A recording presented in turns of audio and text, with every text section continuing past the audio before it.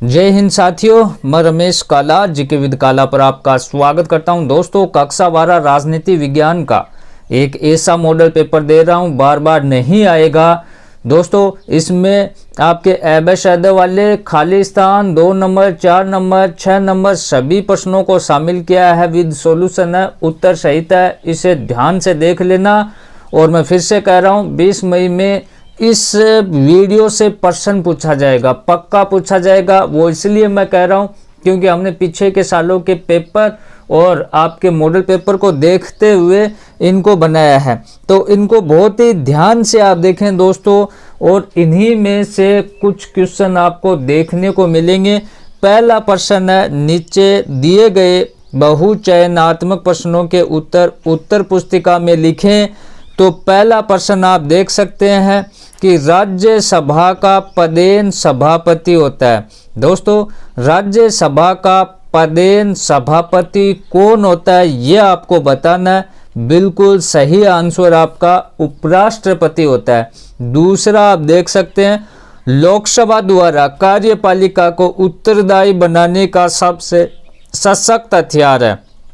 दोस्तों, कौन सा सबसे सशक्त हथियार है, तो अविश्वासी प्रस्ताव है। तीसरा क्वेश्चन देखें, ध्यान से पूरा भी नहीं देख सको तो कम से कम आधा वीडियो तो इसे जरूर देखें। और इसके नोट्स हमारे पास इस चैनल की कम्युनिटी में डिटेल दी गई है, कई नोट्स हैं, अगर वो आपको चाहिए तो। नेक्स्ट है, भारत का उच्चतम न्यायालय स्थित है, कहाँ स्थित है, देश वर्ग। जो नई देश वर्ग आई है उसकी तैयारी करवा रहे हैं हम। हमारा एक चैनल और है, काला की पाठशाला, तो इस चैनल की कम्युनिटी में उसका भी लिंक है। वहां पर प्रत्येक विषय की देश वर्ग पढ़ा रखी है और मोस्ट इंपोर्टेंट क्वेश्चन है, उस पर भी जाकर आप जरूर देखें। भारत का उच्चतम न्यायालय स्थित है, तो कहाँ स्थित है, बिल्कुल सही आंसर आपका दिल्ली में स्थित है। चौथा प्रश्न आप देखें कि पश्चिमी एशियाई देश सऊदी अरब के भारत के संबंधों का नकारात्मक पक्ष है, तो कौन सा। देखो, ऐसे प्रश्न पूछे जाएंगे 20 मई को, ध्यान दे लेना। कौन सा वहाबी विचारधारा नकारात्मक पक्ष है। भारत और इजराइल दोनों देशों में साम्यता नहीं है, तो किस बात के लिए साम्यता नहीं है दोस्तों, तो जनसंख्या में नहीं है। नेक्स्ट है, संयुक्त राष्ट्र संघ की वर्तमान सदस्य संख्या कितनी है, ये आपको बतानी है। बिल्कुल सही उत्तर आपका 193 है दोस्तों। 1984 के बाद संयुक्त राष्ट्र संघ के जिस अंग का वैधानिक स्थिति है तो किंतु उसकी सक्रिय भूमिका समाप्त हो गई, वह है, तो किसकी सक्रिय भूमिका समाप्त हो गई, यह आपको बताना। 4 ऑप्शन आपके पास हैं दोस्तों, तो इसमें आप देखें, न्यास परिषद की सक्रियता समाप्त हो गई। डी ऑप्शन आपका सही हो जाएगा। ग्रेनविले ऑस्टिन ने भारतीय संघवाद को क्या नाम दिया, ग्रेनविले ऑस्टिन ने। इस क्वेश्चन के दोस्तों स्टार लगा लीजिए। सहयोगी संघवाद कहा किसने, ग्रेनविले ऑस्टिन ने। नेक्स्ट प्रश्न देखें, पाश्चात्य राजनीतिक चिंतन में न्याय की व्याख्या सर्वप्रथम किस विचारक ने की, तो किसने की, यह आपको बताना है दोस्तों। एक्विनास ने की, प्लेटो ने की थी। पाश्चात्य राजनीतिक चिंतन में न्याय की व्याख्या सर्वप्रथम किसने, प्लेटो ने की थी। उसके बाद महत्वपूर्ण प्रश्न, रिपब्लिक पुस्तक के रचयिता कौन है, बार बार पूछा जाने वाला प्रश्न है। रिपब्लिक पुस्तक के लेखक कौन है, रचयिता कौन है, बिल्कुल प्लेटो हैं दोस्तों। राजनीतिक समाजीकरण की सर्वप्रथम व्याख्या किस विद्वान ने की, राजनीतिक समाजीकरण की सर्वप्रथम व्याख्या हर्बर्ट साइमन ने की थी। नेक्स्ट क्वेश्चन आप देखें, सरकार ने थिंक टैंक की संख्या किसे दी है, तो सरकार ने थिंक टैंक की संख्या आपको पता है किसको, बिल्कुल सही उत्तर नीति आयोग को दी है। अज्ञानता के पर्दे सिद्धांत का प्रतिपादक कौन है दोस्तों, अज्ञानता के पर्दे सिद्धांत का प्रतिपादक जॉन रॉल्स है। इसे स्टार लगा लीजिए, very very most important question है दोस्तों। कौन सा अज्ञानता के पर्दे सिद्धांत का प्रतिपादक कौन है, तो जॉन रॉल्स हो जाएगा।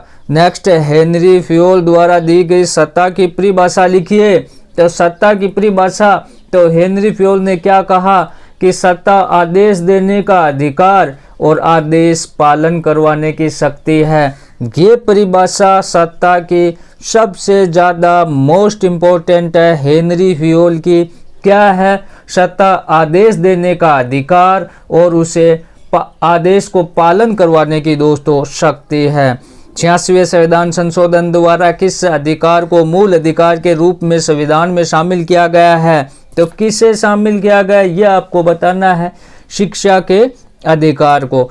नेक्स्ट है, राज्यसभा में राष्ट्रपति द्वारा निर्देशित व्यक्तियों का प्रावधान खालिस्तान के संविधान से प्रेरित है। किसके संविधान से? आयरलैंड के संविधान से। साथियों, हिंदी माध्यम के सभी छात्रों के लिए बहुत बड़ी खुशखबरी। डाउटनेट पर चल रहा है एक बवाल ऑफर, जहां 9वीं और 10वीं का पूरा कोर्स सभी सब्जेक्ट के साथ दिया जा रहा है। 30,000 रुपये वाला कोर्स मात्र 3,000 रुपये में, और 11वीं 12वीं का 50,000 रुपये वाला पूरा कोर्स मात्र 5,000 रुपये में। इस कोर्स में डेली वीडियो क्लासेज, रोजाना होमवर्क, डाउट्स के समाधान, टीचर नोट्स, पिछले सालों के पेपर, क्विज और अंत में पूरे कोर्स का रिवीजन भी मिलेगा। तो इस कोर्स का लिंक डिस्क्रिप्शन में दे दिया गया है। दोस्तों, एक और मजे की बात है कि इस लिंक पर जाकर अगर आप रमेश कूपन कोड लगाओगे तो आपको पूरे 500 रुपये का डिस्काउंट मिलेगा। तो देर किस बात की है साथियों, अभी जाओ और कोर्स को खरीदो और इस बवाल ऑफर का फायदा उठाओ। सर्वोच्च न्यायालय के न्यायाधीशों की नियुक्ति की व्यवस्था को देखो कॉलेजियम की व्यवस्था कहते हैं। किसकी? कॉलेजियम की व्यवस्था कहते हैं।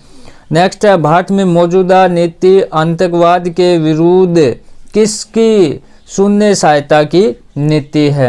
महत्वपूर्ण प्रश्न है, ध्यान से इनको देखना है।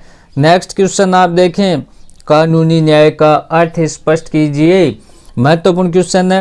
देखो, मैंने भी राजनीति विज्ञान को डिटेल से पढ़ा रखी है, इसी चैनल पर पढ़ा रखी है, तो वहाँ आप जरूर रिवीजन करके आएँ। और काला की पाठशाला, वहाँ तो देश सुरक्षा बहुत ही बेहतरीन तरीके से रिवीजन करवा रखा है, वहाँ भी आप जाकर जरूर देखें।